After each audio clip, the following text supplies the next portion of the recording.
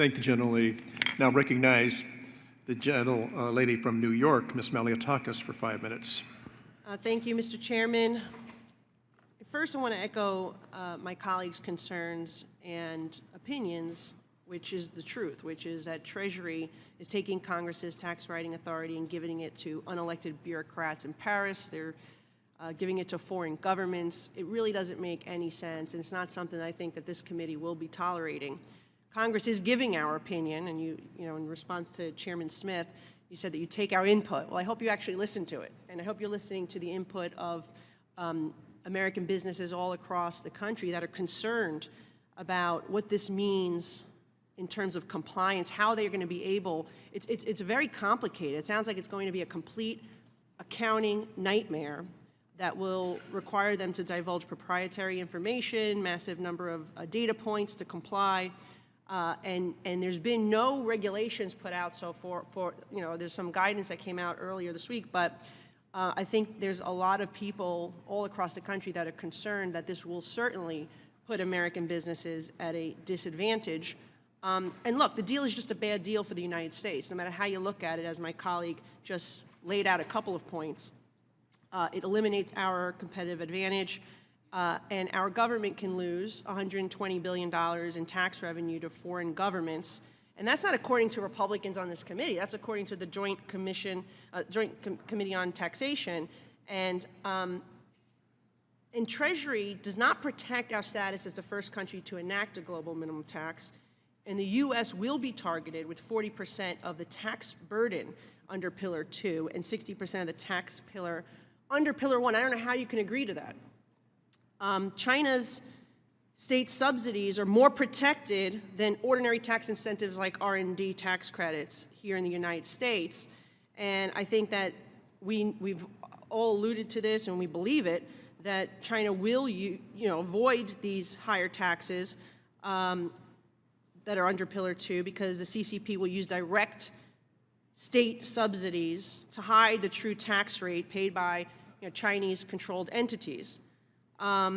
So how do you intend to enforce this UTPR tax rule, both for domestically with American companies, but also with our competitors like Communist China?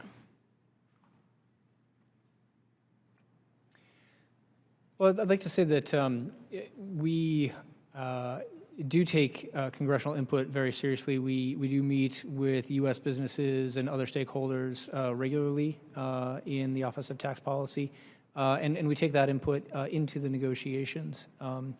With respect to the UTPR... I find it hard to believe that you're taking input from American businesses and from members of Congress that would put us at such a disadvantage and would really put American companies at a disadvantage. But go on with the Communist China. How are you going to make sure that they commit to their end? And I guess I'll add a second part to that question. What about the countries that have not joined this agreement? Aren't there concerns that now America will be less competitive with them? Well, I think that's exactly the point that you raised with the UTPR. The UTPR is the enforcement mechanism for the Pillar 2 rules, and the UTPR provides that implementing jurisdictions will impose tax on their residents, and if the multinational group is not subject to a 15% minimum rate in each jurisdiction in which it operates. And so that is how the rules work. That's how they ensure a level playing field. It's how we ensure that China and other jurisdictions that don't implement the rules do not have a competitive advantage by staying outside of the deal.